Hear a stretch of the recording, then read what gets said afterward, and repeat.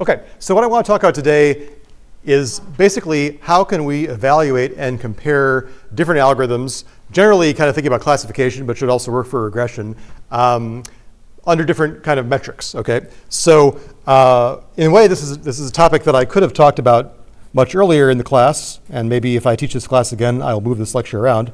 So I'm just going to call this kind of like evaluating and comparing algorithms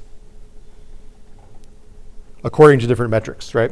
So what I mean by that is that, yes, you have an objective that you train on and you minimize when you're trying to solve a machine learning problem, right? So you minimize that as well as you can. But that thing that you minimize is not the only dimension along which your algorithm can be judged, okay? And that's kind of what I want to talk about today is, you know, if I have a bunch of different ways of solving the same, for example, classification problem, aside from the kind of, you know, misclassification rate, how can I also usefully compare those algorithms? And so, again, you know, the focus today is basically on classification problems. And specifically, let's just talk about binary classification problems. So in binary classification problems, the idea is that you have basically, you know, oftentimes it's like the presence of something versus the absence of something. So there's some notion of a hit or a miss, right? So let's just talk about especially binary problems where basically either the thing that you're looking for is present or it's absent. Okay? And that thing you're looking for could be an object, like a cat in a cat video. It could be like, you know, someone has a disease or not. It could be that there is an enemy plane approaching. Basically, we're trying to make a yes or no decision about whether something is happening, right? And so the first thing I want to talk about, which is something we talked about already in one of the previous homeworks, is what's called the confusion matrix. And this confusion matrix contains several quantities that you already know about, right? So what you do is you make a table where on this side is the, you know, true class. Let's call that y. And on this axis is the estimated class. Let's call that y hat. And so in a binary world, we only have two choices for each of these things, right? So if the class is 1 and I say 1, then that's what we call a true positive. TP. If the class is 0 and I say 0, that's called the true negative. TN. And then, you know, if the truth is 0 but I say 1, that's called a false positive. FP, and then of course we have false negatives, FN.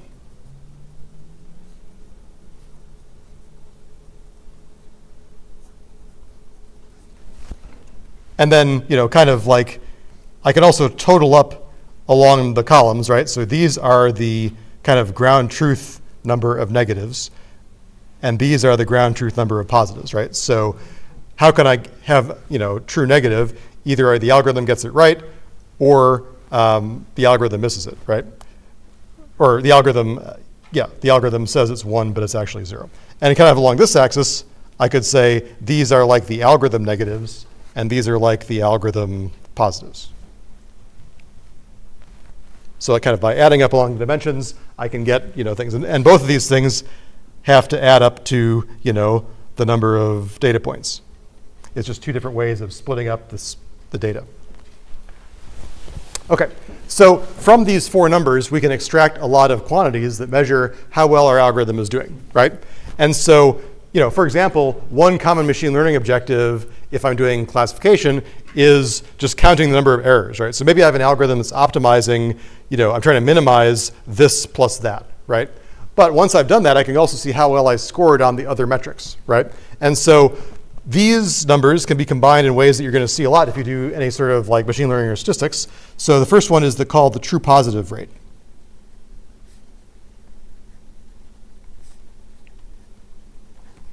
That is basically the number of true positives over the number of actual positives, right?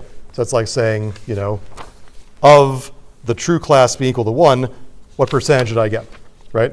And so this thing is basically, you know, I'll just write this again here just for reference. This is like saying my algorithm got it right when the truth was actually 1, right? And so this has several names besides the true positive rate, right? You may hear it called the power of a test. You may hear it called the sensitivity. You may hear it called the probability of detection, or PD.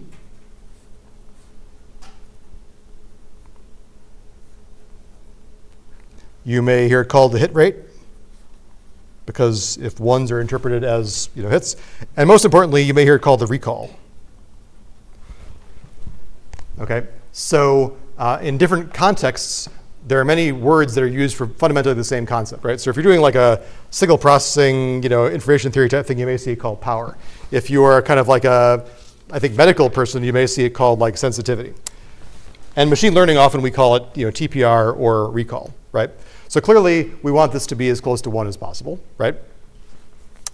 And then, kind of similarly, we can look at the false positive rate, right? So the false positive rate, FPR,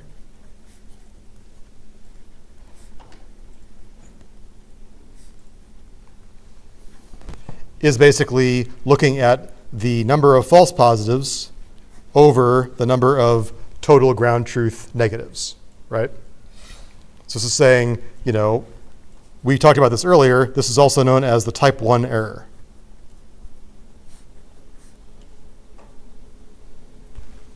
Or the probability of false alarm, PFA.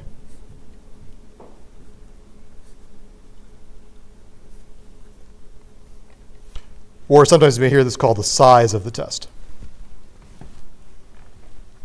So true positive rate, false positive rate are very commonly used to evaluate how things are doing. Of course, we want this number to be close to 0, right? And then we have the other two sides of the coin, the false negative rate and the true negative rate. So let me write those down. So the false negative rate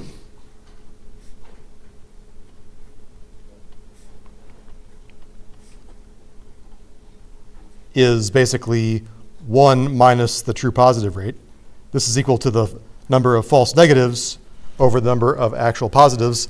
This is called the type 2 error, which I think I mentioned earlier. Or this is also called the probability of a miss or a missed detection. Right? Because that's like saying the algorithm said nothing happened, but there was actually something happening, right? So we missed that positive event. And finally, we have the true negative rate, which is how often I get the negative answer, right?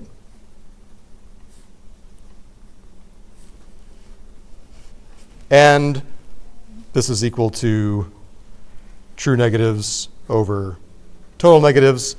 And so this also has a special name called the specificity. So this is like saying, you know, what percentage of the time did I get the negative answer correct? And so all these things are basically different ways of looking at the numbers in the confusion matrix.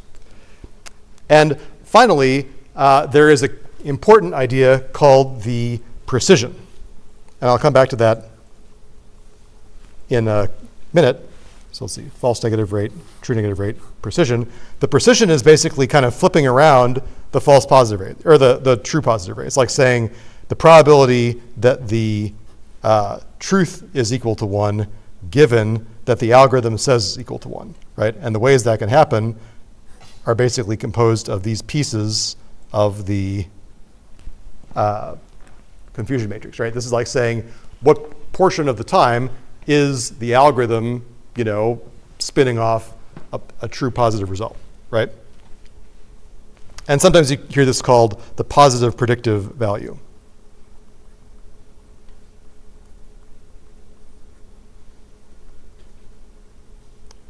Right?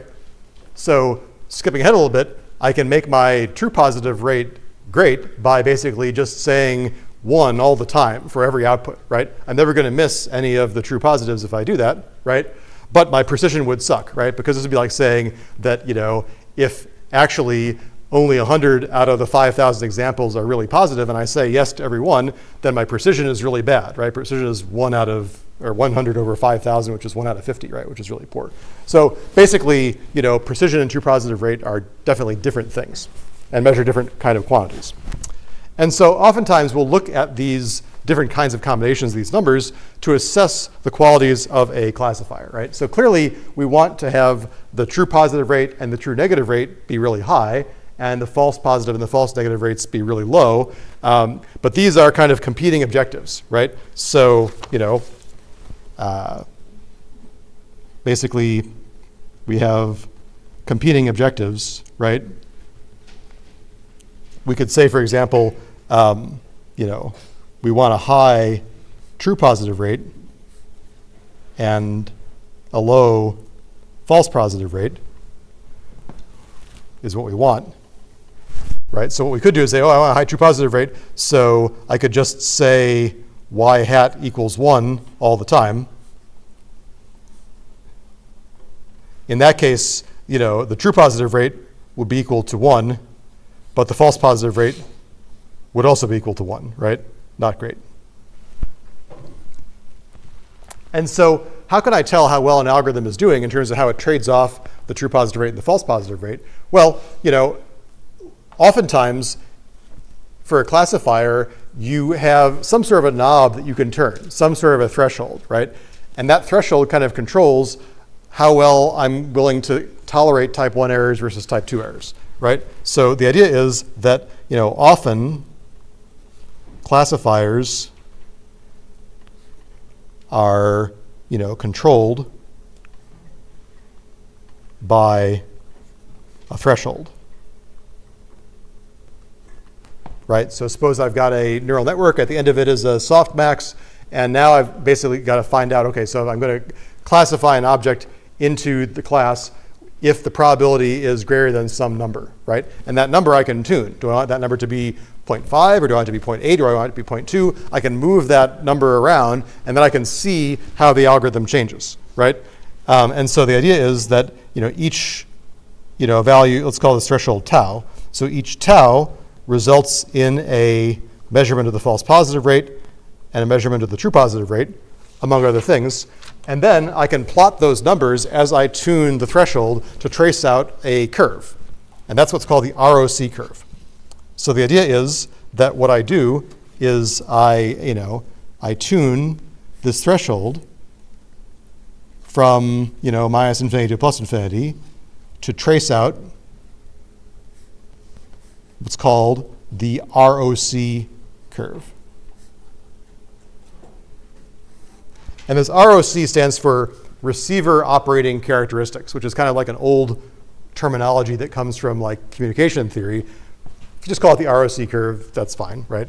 What this is it's a graph where I have false positive rate on this axis, and I have true positive rate on this axis. And so we just talked about how, so these things are capped out at 1, because these are like basically percentages. We just talked about how I could achieve this point, right, by saying yes all the time, in the same way I could achieve this point by saying no all the time, okay? And then you can show that your algorithm always has to be kind of above this line, right? So this line here is kind of like, random guessing.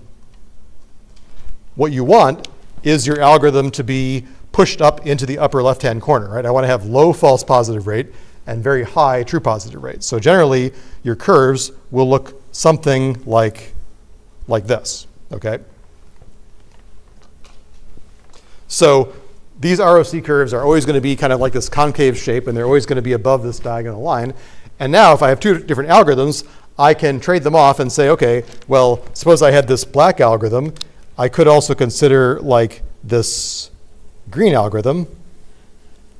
And this green algorithm would be better than the black algorithm at every possible point, right? Because for the same false positive rate, the green algorithm can achieve a higher true positive rate. So I should choose the green one over the black one, right? Of course, it's not always like this. In real life, what you may have is something where a line looks more like this, right? I could have a line like this.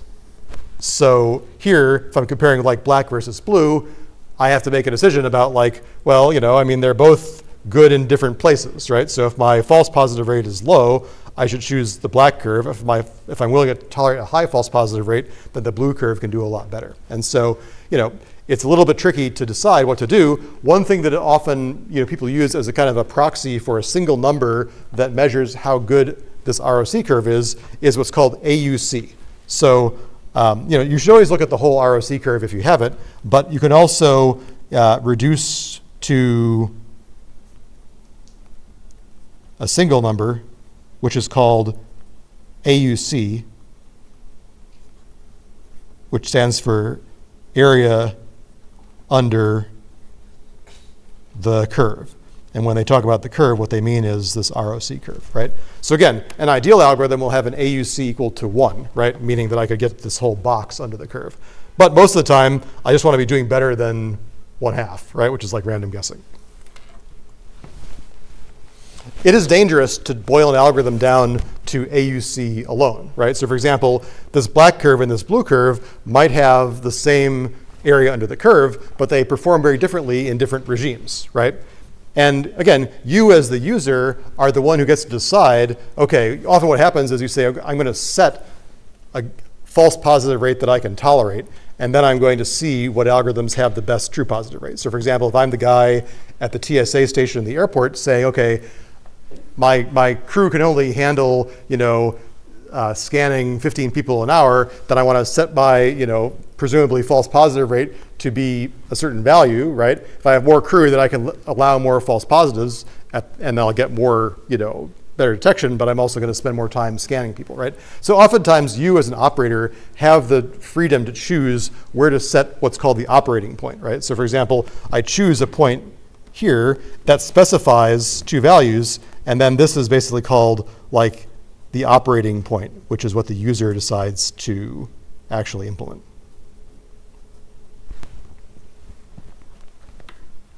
Okay, so questions or comments about this? Yes? Sorry, what was the operating point again? So the operating point is your choice about, okay, I'm choosing this algorithm black, and I'm choosing, this point, this threshold at which I know I'm going to get this false positive rate and this true positive rate, right? And so I'm the one who's deciding where on this curve I want to make that trade-off. Threshold is just like, at what point are you okay with the rate being this, right? Yeah, so the threshold is basically like saying, okay, at the end of my classifier, I have usually a real number that I threshold to get ones and zeros, right? And it's a choice of where do I put that threshold. Every choice I make will be a different point on this curve. Other questions or comments? Okay, so, this is good, and this is definitely something you should know, but this is not telling the whole story about how an algorithm does, right? One reason it doesn't tell the whole story is based on, for example, it's called class imbalance. So let's just say that class imbalance is also a factor you should be aware of, especially when you're interpreting an ROC curve, right? Because these numbers are, normalized to be between 0 and 1, right? And that can sometimes be misleading if the number of positives and negatives is actually not very well balanced, right? So for example, let's suppose that we have an algorithm that is designed to predict whether someone is going to default on their mortgage, okay? So let's suppose that we're going to predict, people who are going to not be able to pay their mortgage. And hopefully that is a rare event, right? So let's suppose I have a table that looks like this, right? So this is the true default status. And this is the algorithm default status. And again, I basically have ones and zeros. In this case, I can think about like no's and yeses, right? So let's suppose I looked at 10,000 people, and these were the numbers I got for some algorithm.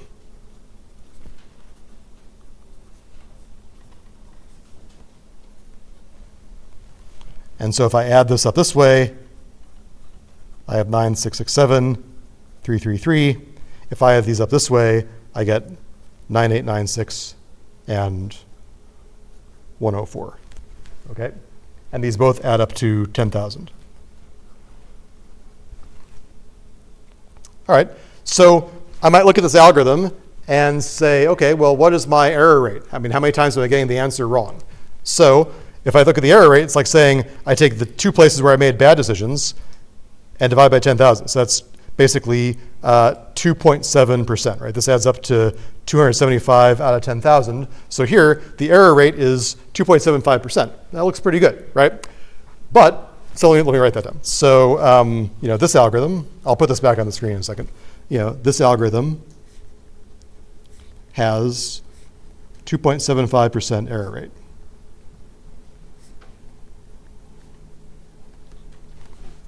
Okay, so I mean, most of the time I want to be like above 95%, so my job is done, right? But if I look at this again, well, I could say, well, actually, I should just choose the no class all the time, right? That's another option. Just say no one's ever going to default. If I did that, then I would miss all of these people, and my error rate would be 3.33%, right? Which is really not that much different than the 2.75. So, we should kind of look relative to, the proportion of the classes, right? So if we just choose, no all the time, we achieve a 3.33% error rate, which is really not that much better.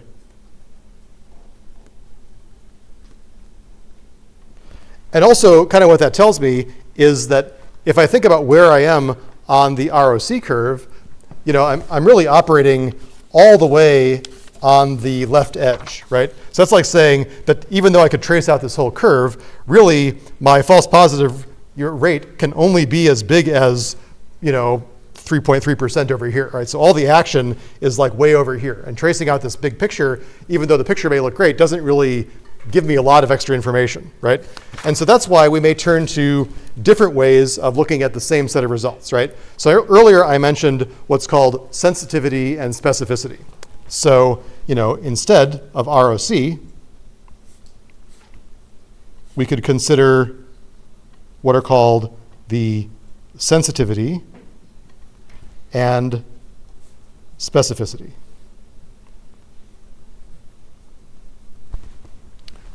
Now let's go back and remember what those terms mean. Basically, the sensitivity is how often, it's basically the same as the true positive rate. And the specificity is basically the percentage of negatives, actual negatives that I get. And that's kind of more important in our case, right? If I go and look at this is like saying, okay, how many of the actual defaulters did I get, right? My algorithm said they defaulted, but these are the actual number of defaulters. That number would basically be 81 over 333, right? That's my, true negative rate. So basically the specificity is like saying, of the 333 people that defaulted, 252 of those were missed. And so the sensitivity is equal to, pretty small number, 24.3%, right? That's kind of saying that my algorithm sucks at identifying the actual things I want to find, right? Now, the specificity, which is basically the, probability that I get the no answer correct, is really high, right? I don't have any problem finding, most of the no defaulters correctly, right? So, if I want to have a better algorithm or a different algorithm, what I might do is say, okay, now I'm going to tune the parameters of my algorithm and I'm going to get this new table, right? So let's compare this to another possibility, right? So now let's suppose that I have, again, the same question of defaulting. No, yes, no, yes. This is true. This is algorithm. So let's look at this possibility.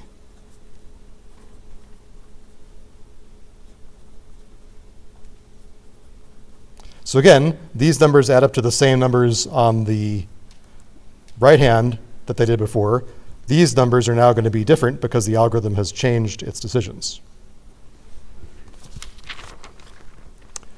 So now I could say, okay, well, how well am I doing in identifying the actual defaulters? I'm doing a lot better, right? Because I got, 195 out of 333 correct. So now this has higher sensitivity, which is going to be, 195 over 333 is 59.6. So it's a more sensitive algorithm. But if I think about adding up these two numbers, which is maybe what I might optimize if I was like a machine learning guy, the sum of these numbers over the total is higher, right? So I have a higher overall error rate, right? That error rate is basically the sum of these numbers over 10,000, which is 3.73%. The old algorithm was, like 28%, right? 2.8%. So, this is like a trade-off that if I'm the credit card company and I'm thinking about, okay, what is an acceptable price to pay to identify defaulters better? Maybe I'm willing to tolerate an overall higher, error rate in total, right? But then again, it's kind of important to think about like, okay, when I'm thinking about the false positive rate, that doesn't really tell the whole story. We only kind of went from, a very small number to a kind of slightly bigger small number, right? So sometimes in machine learning, when we have this kind of class imbalance issue, we also talk about precision and recall, right? And one reason that that's important is that, when I'm talking about a binary choice, like, default or not default, then the two classes are really well defined. But there are a lot of cases, especially in places like places like computer vision, where you have a lot of examples of, you know what the positive class is, right? But you don't necessarily know how prevalent the negative class is, because maybe what's happening is that your object detector is just like, being given a bunch of patches that come from somewhere else and being asked to say yes or no. And you know what a true cat video looks like, but there are a zillion other videos that are not cat videos, and you have no idea what the true proportion of those is out there in the wild. You're only kind of making a choice about the videos that get put in front of you, which means that the way that the problem is posed is kind of the thing that's controlling how many negative examples you get to see. So precision and recall are ways of dealing with things when you really only have a lot of intuition about the positive class by itself. So, precision and recall,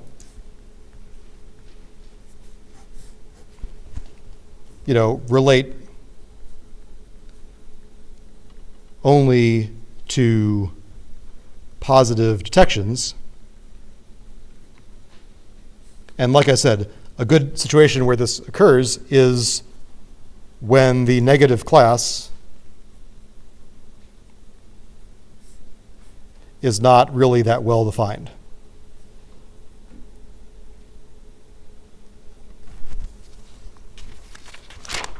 Again, just remember what that means. So precision is basically the true positives over the true positives plus the false positives, right?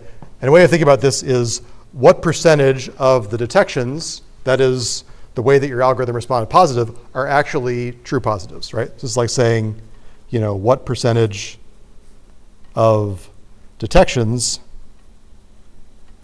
are actually positive. And recall is the true positives over the true positives plus the false negatives. This is like saying, what percentage of the actual positives were detected by my algorithm. So it's kind of like the true positive is always in the numerator, and then the denominator is comparing it against the total number of actual positives versus the total number of algorithm positives. And so instead of an ROC curve, you can plot what's called a precision recall curve, which, again, if I think about it, what I want is something that looks like this, right? So I could have like, a graph where I put recall here and precision here. Again, these are both percentages or fractions, so I can kind of go from 1 to 1.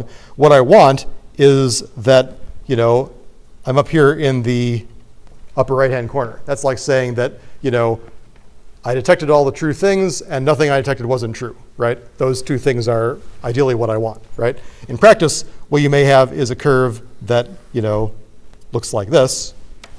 And again, if I have a curve that, like this green guy, this is, better than the black guy, because at the same value of recall, I can get better precision. And like the AUC, the area under the curve measurement for ROC curves, you could also define what's called mean average precision, MAP, which is related to the precision recall curve, which is a little bit harder to write down how you do it, but you also sometimes see that in the detection literature. My students certainly use it for kind of quantifying precision and recall, right? And so, I don't want to write it down, but you may also see, can extract what's called the mean average precision, which seems a little bit redundant since it has mean and average in the same phrase. And just in the same way, I can choose a operating point, right? I can say, okay, I choose a point here, and that defines what precision and recall my algorithm is able to achieve. So again, usually this curve is traced out by varying some sort of threshold, and I choose the point where I'm comfortable.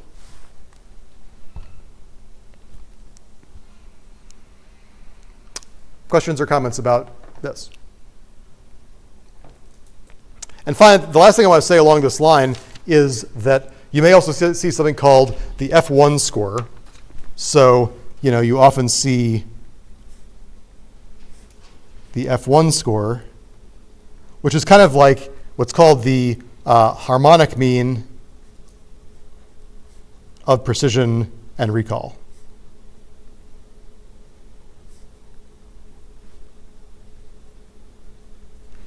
Kind of defined in a weird way like this. This is like saying I take the average of 1 over p plus 1 over r, and then I flip it. The F1 score, if I want to write it straight out, I can write it in terms of all these various numbers like this.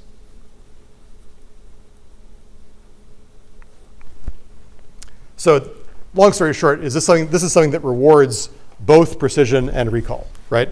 So I want this number to be big.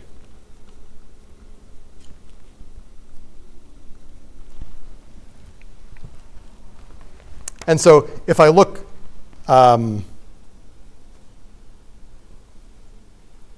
like, for example, I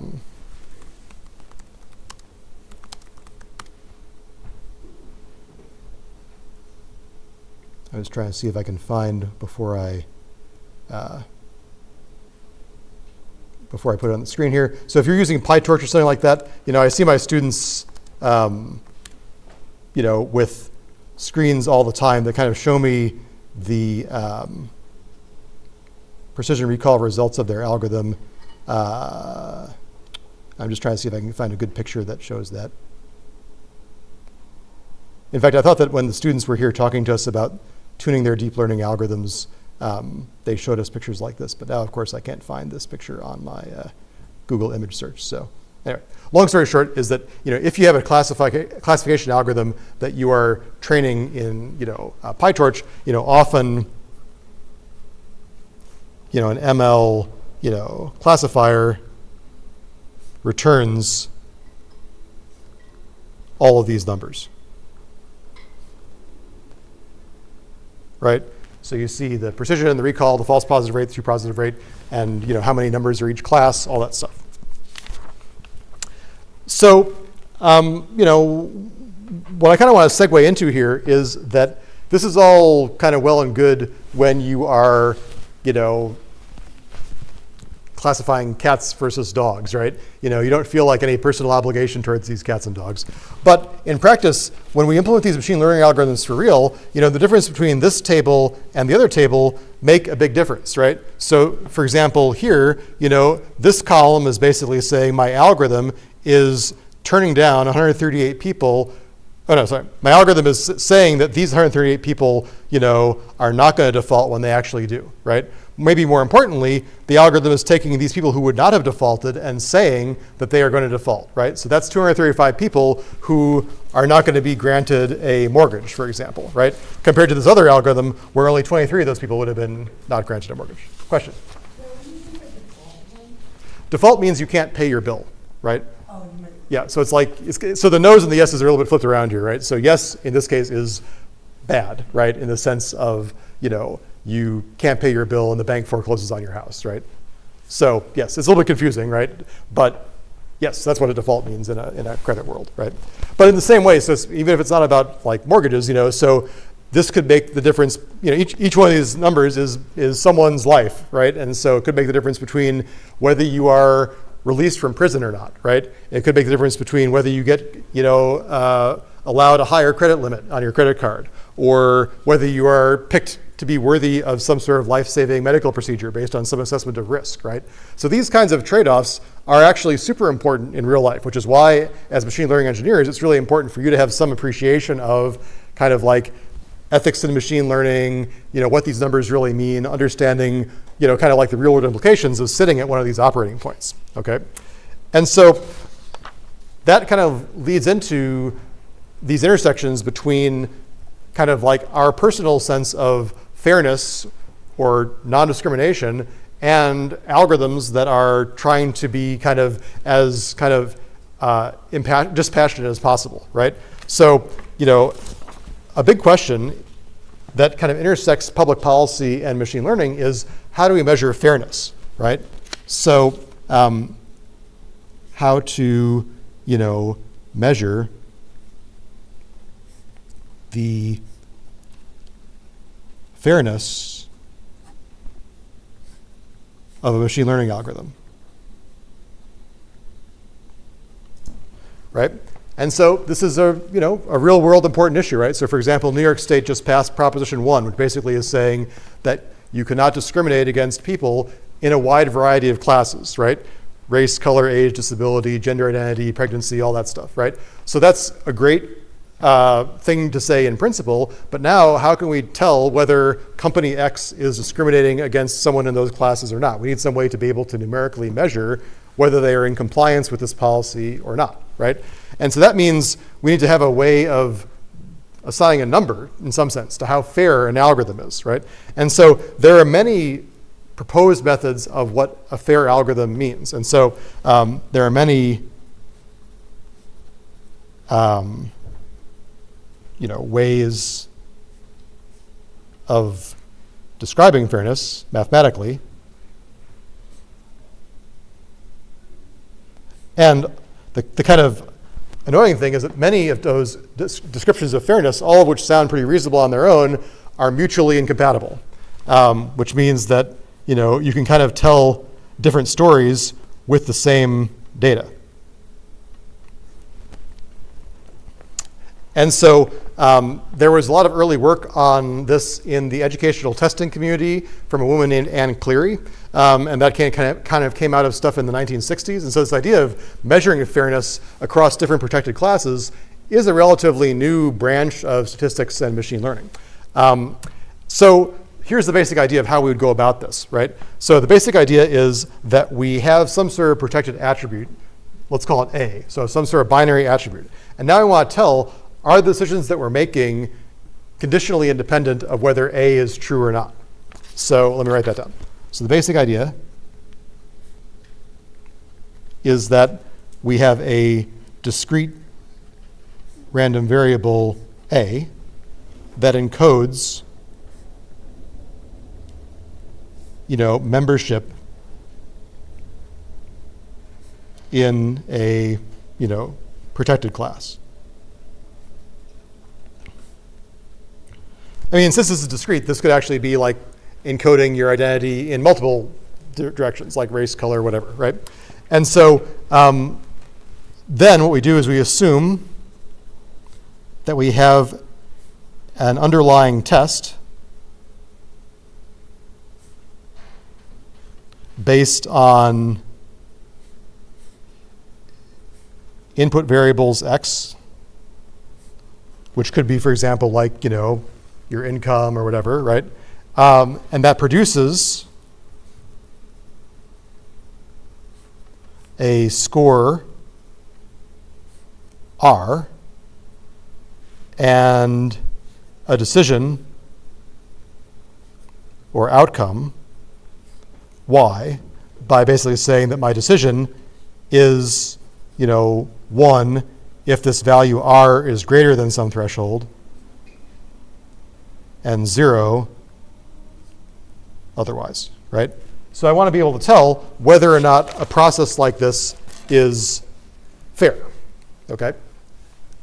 So one possibility would basically be to say, okay, I want to make sure that the acceptance rates, right, the y equals 1 answers are proportionally the same for every class, right? So for example, I could say that, one possibility is to say that the probability that my output is equal to 1, given the attribute is class A, should be equal to the probability that the output is 1, given that the output is class B for all A and B. This is called demographic parity.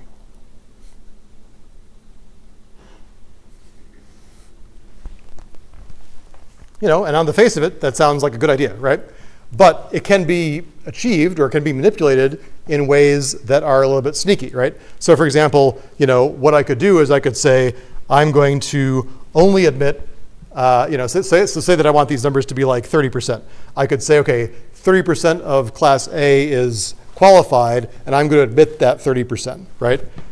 And maybe, 60% of class B is qualified, but I'm going to admit 30% of the people that were at the bottom end, or I'm going to randomly choose 30% of those people. And then I could point to class B and say, well, class B just isn't prepared for what class A is doing, right? That would be a way of achieving, demographic parity in the way of accepting people, but the outcomes that I achieve may be different because of the way I chose that 30%, right? And so that's a little bit, that's an easy way to manipulate things if I'm kind of looking at whether the outcomes for different classes are truly the same, right? So a different way is basically saying what is called equalized odds.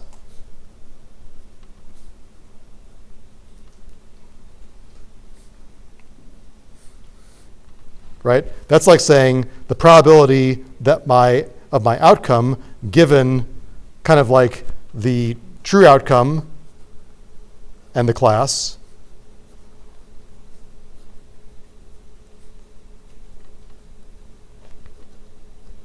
like this. This is kind of like saying, if I'm thinking about the binary decision is like hiring somebody, and then this y is kind of like the true, outcome. So you can think about like y hat is like hiring the person, and y is like whether that person succeeds or not, right? In some sense, what I want to say is that, the probability that a qualified applicant being hired and the probability that an unqualified applicant being hired is the same across all the classes, right? So that's like saying I'm trying to match the true positive rates and the false positive rates for different values of A. So this is like matching the true positive rate and the false positive rate for different values of A. So let me make this a little more concrete with a numerical example, okay?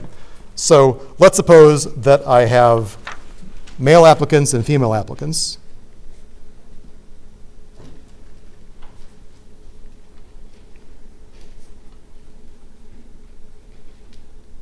And then I have the decision about whether to admit or reject these applicants. And those applicants can either be qualified or unqualified.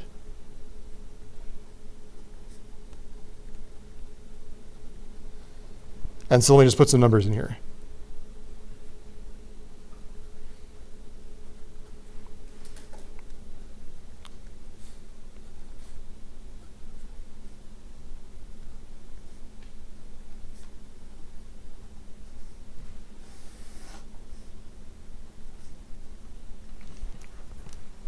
So in this case, I have 100 total applicants from each of these two classes, right? And then I can ask, do I satisfy these two different criteria for fairness, right? So, the demographic parity is not satisfied, right? So demographic parity is basically saying that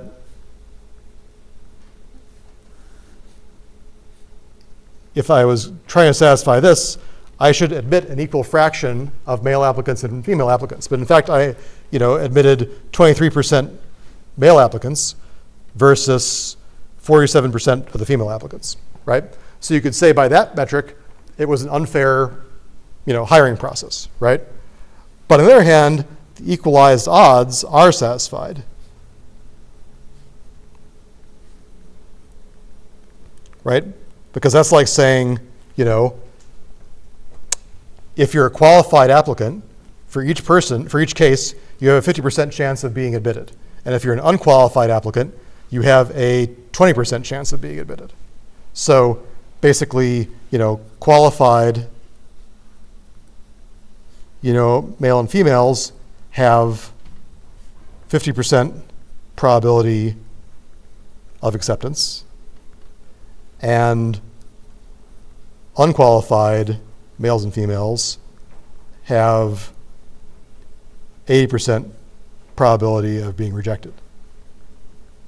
So according to those metrics, things are more fair, right? And again, there isn't really necessarily a right answer to this, but it's something that you can kind of think about as a, as a company, as a society, as a university, what is the value that we want to uphold? And of course, you can imagine that these kind of things come into decisions about, who to prosecute for crimes, who to admit into college, who to grant medical procedures to, right? All these kinds of things. The idea of fairness across demographics is really important, but it's also really subtle, right? So, there's one example that I read about that was related to basically deciding whether or not somebody should be allowed to make bail, and it's based on an idea of what's called recidivism, which is like, if this person goes out in society again, will they commit another crime, right?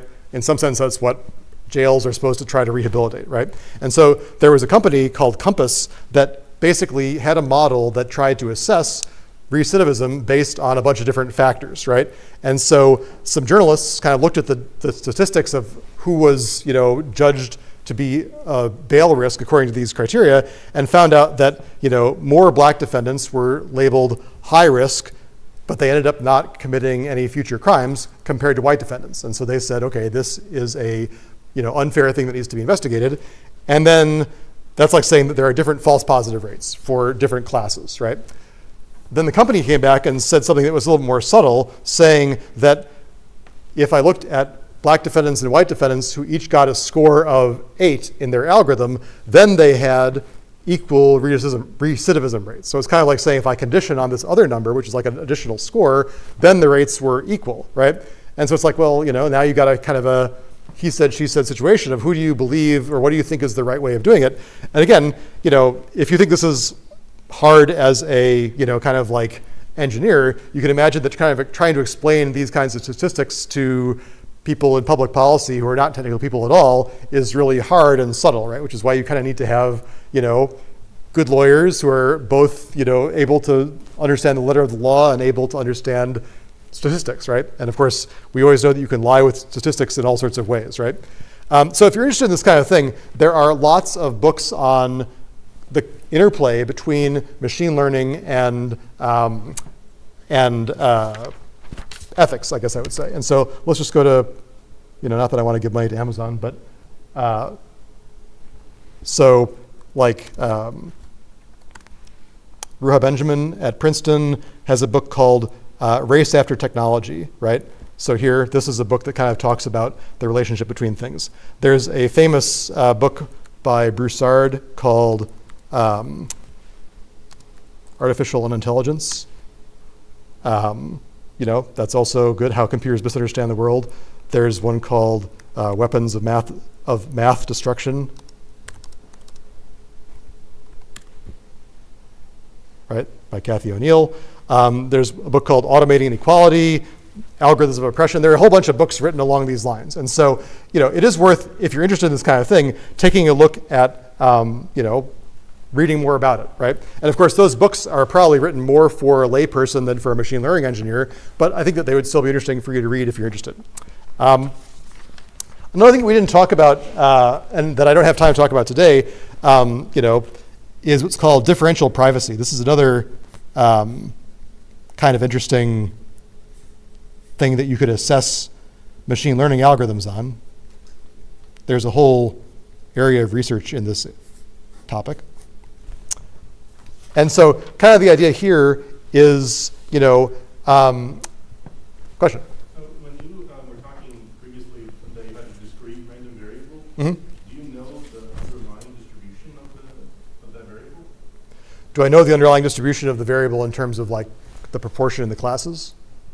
Yeah, like for example, if you had something where it's like, is it a uniform Gaussian kind of right in that case? Or Well, so this variable is discrete, right? So I mean, and the question is, do I have to know the proportions of these things like in the population or something like that? So in this case, I don't know anything about the proportion of male applicants to female applicants in the world. I only know about the ones that I saw in my hiring cycle, right? Now, certainly you could get more subtle. You could say, okay, so now I want to also look at how common these applicants are, right? If there are, 10,000 candidates and 100 applied versus there are only 200 candidates and 100 applied, then that's a different story, right? So yeah, so I mean, to do this the right way is really like, there could be a lot of considerations like that, yeah. In general, the stuff I'm talking about here is more or less statistics based on what you actually observed in your process, right? So not a lot of prior information other than what you have, is my opinion. Yeah. Yep. I was kind of confused on the other, demographic parity and then equalized odds, like which specifically are. So again, demographic parity is saying, did I admit the same percentage of male applicants as I did female applicants? In this case, the answer is no, right? Because I admitted 23 here and 47 here, right? So if I wanted demographic parity, I should hire the same number of applicants, right? But equalized odds is saying, well, if I'm thinking about, what percent of the applicants I hired were qualified versus unqualified, here I can see that I'm making the same proportionate choices about hiring qualified people and rejecting unqualified people at the same rates, right? And so that, in a different way, is considered to be a fair decision, right? Okay, so let me just say a couple words about this and one more word about something else. So differential privacy is basically like saying, a trained model that I have should not change much based on whether a specific point is in the data set.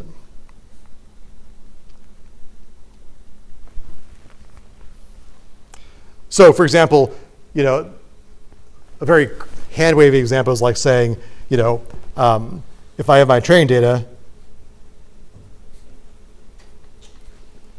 which is X, and then I have some sort of like probability of say I'm treating somebody for cancer, right? Or I'm doing some sort of test for cancer. And I, put this number in, and then I add like one person to this data set.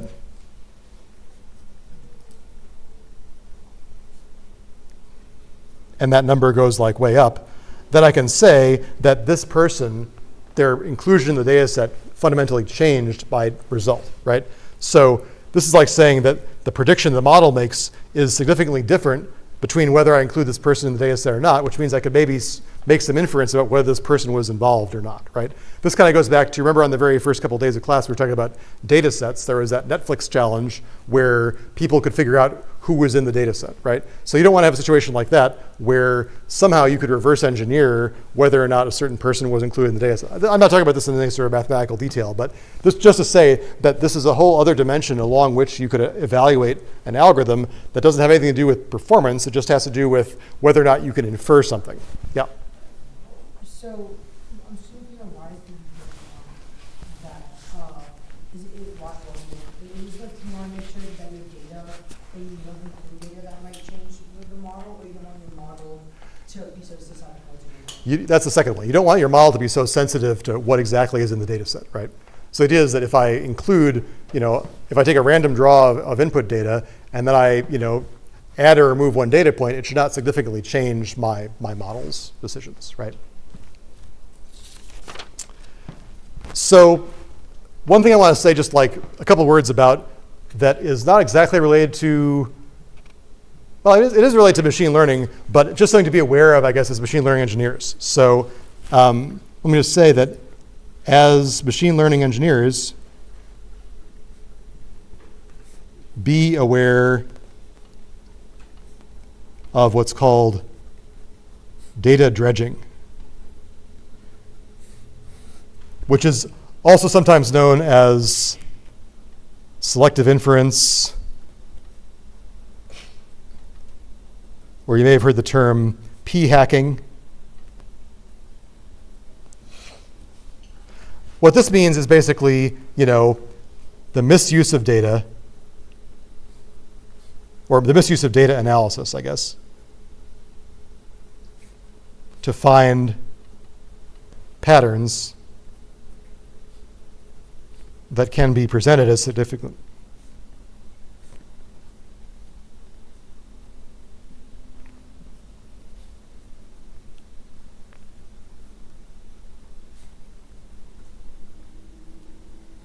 So again, this is not a statistics class, but you may have heard of, like, if you ever done anything especially like in a biomedical kind of world, there's this thing called the p-value, right? Which is basically a measurement of what's the probability that you would have observed an event like this, by, mere chance, right?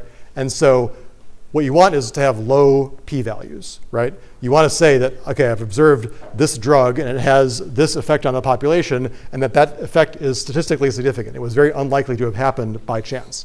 And so constantly in machine learning, or in the statistics literature, you're reporting these p-values for your correlations, right? And so this is very related to significance testing from probability, right? So let's just say that, remember significance testing from engineering probability.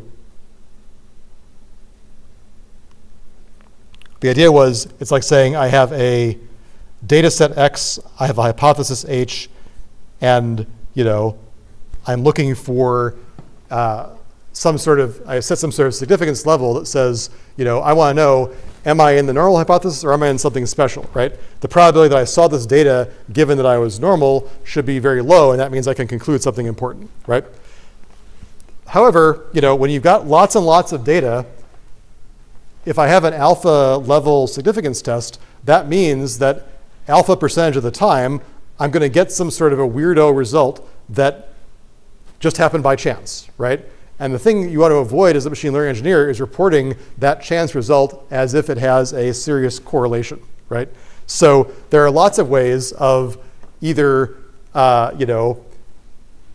unintentionally or intentionally reporting correlations that don't actually exist. And so here's an example of that. So there's a website, tylervegan.com, that reports, statistical correlations that look pretty good, right? So here, if you look at the p-value is basically a measurement of how significant this result seems to be, right?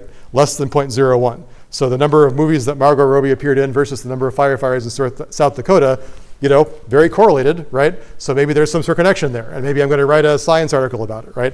Or the annual household spending on laundry and cleaning supplies versus the Google searches for flights to Antarctica, right? Also well correlated. Consumption of margarine versus the divorce rate in Maine. And also, if you're interested in predicting stock prices, the press have to pay respects meme versus Boeing stock price is a good predictor. or never going to give you up versus the Tesla stock price, right? And so even, you can also ask, why does this correlation exist? You just ask AI, why are these two things correlated? And it will tell you a story with ChatGPT, and you can even have an academic paper that will report the results, right? And you can send it off to some conference somewhere.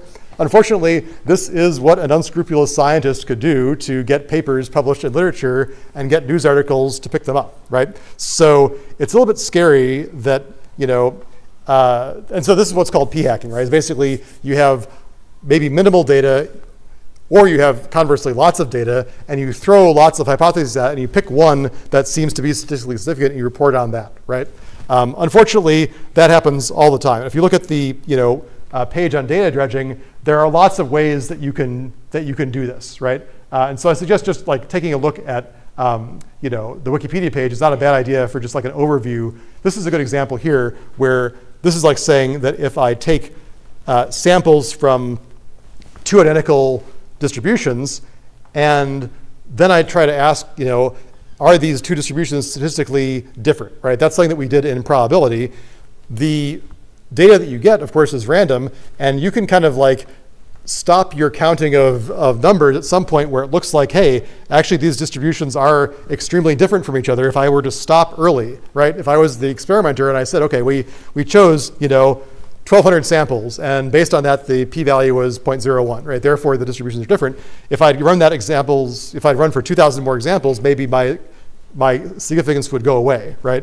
And so that kind of thing, like I said, is difficult to it's difficult to find. It's difficult to identify even in yourself. But there are good methods for countering it, like cross-validation is one idea. And so again, it's worth thinking about. It is kind of like human behavior to see connections that may or may not be there, right? So let's just say that could be unintentional, or it could be malicious. And it's kind of important to apply critical thinking to decide what kind of category you're in, right? There was one example that was from a few years ago where, let me just see if I can pull this up real quick.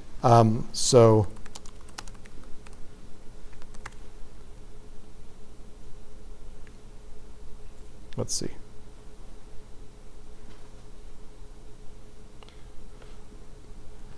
So about 10 years ago, Google promoted a tool that they had that they said was going to be amazing at predicting flu outbreaks based on search terms, right?